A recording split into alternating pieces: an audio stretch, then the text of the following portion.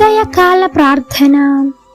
ఈరోజు దేవుడు మనకు అనుగ్రహించు దేవుని వాగ్దానము, చీకటిలో నీ వెలుగు ప్రకాశించును. యెషయా గ్రంథము 58వ అధ్యాయము 10వ వచనం. ఈ యొక్క వాక్య భాగము ద్వారా దేవుడు ప్రత్యేకముగా నీతో మాట్లాడుతూ ఉన్నాడు. చీకటిలో ఉన్నటువంటి నీ జీవితానికి వెలుగు తీసుకొని రావటానికి, చీకటిలో జీవిస్తున్న నీ హృదయంకి దేవుడు మాట్లాడుతూ ఉన్నాడు, నీ చుట్టూ వెలుగు ప్రకాశించును అని.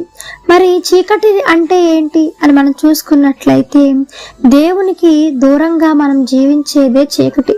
దేవుణ్ణి వదిలిపెట్టి ఆయనకి విరోధమైనటువంటి కార్యములు, పాపములు చేసేటువంటి పనులే చీకటి కదా. అంధకారంలోనికి తీసుకొని వెళ్ళిపోతాడు అపవాది. కానీ ఆ యొక్క చీకటిలో నుంచి నువ్వు వెలుగులోకి రావాలి అంటే వాక్యం అనే వెలుగును నువ్వు చదవాలి. ప్రార్థన అనేటువంటి ఆయుధాన్ని నువ్వు పట్టుకోవాలి. నీ చేతి వేలకు నువ్వు పోరాటాన్ని నేర్పించాలి. నీ మోకాలకు పని చెప్పాలి. మరి ఈ విధముగా ఎప్పుడైతే ప్రార్థనలోను వాక్యము చదువుతూ నువ్వు గడుపుతావో, దివారాత్రము దాన్ని ధ్యానిస్తూ ఉంటావో, నీవు ధన్యుడవు, ధన్యురాలవు అని బైబిల్ వాక్యం చెబుతుంది.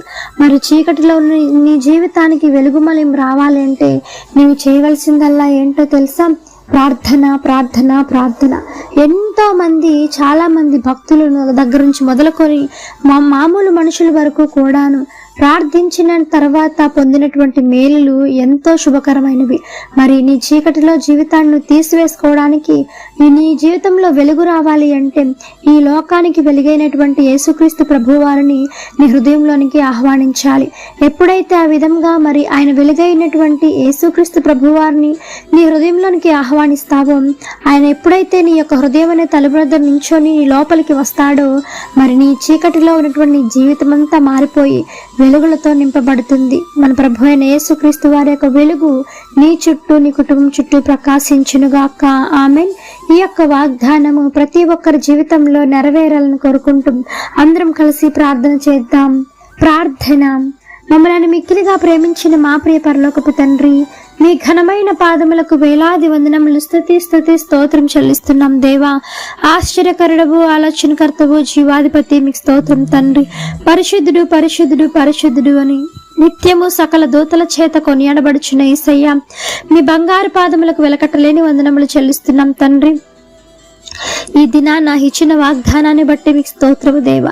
ఎంతమంది చీకటి జీవితంలో మీకు విరోధముగా జీవిస్తూ ఉన్నారు, చీకటి కార్యాలు లయమైపోవునుగాక యేసు నామములో. చీకటి జీవితం నుంచి వారు విడుదల పొందుకొనుదురుగాక యేసు నామములో. సహాయం చేయండి. నేను భార్యాభర్తల కోసం ప్రార్థిస్తున్నాం తండ్రి. అంధకారంలోకి వెళ్ళిపోతూ ఉంటుండగా తండ్రి, భార్యాభర్తల మధ్య గొడవను మీరు సద్దుమణిగించి సమాధానము కలుగు చేసి, ఒకరి పట్ల ఒకరికి ఐక్యతను, సమాధానం కలుగు చేయమని వేడుకుంటున్నాం. మరలా తండ్రి, వారు కలుసుకునేలాగా మీ కృప సహాయం అందించమని వేడుకుంటున్నాం దేవా. ప్రయాణాల్లో తోడై నడిపించండి, దీవించి ఆశీర్వదించండి, కుటుంబాలతో క్షేమంగా ఉంచమని వేడుకుంటున్నాం దేవా. ఆర్థిక భారాల నుంచి విడుదల కలిగించండి, అప్పుల సమస్యల నుంచి విడుదల కలిగించండి దేవా. బలహీనలకు బలం చేకూర్చండి, రోగులు మీరు ముట్టండి, స్వస్థపరచండి దేవా. సంపూర్ణమైన స్వస్థ విడుదల కలుగు చేయమని వేడుకుంటున్నాం దేవా. యేసు నామములో సహాయం చేయమని అడుగుతున్నాము రాజా. తండ్రి, నీ కృప లేకపోతే జీవించలేరు తండ్రి.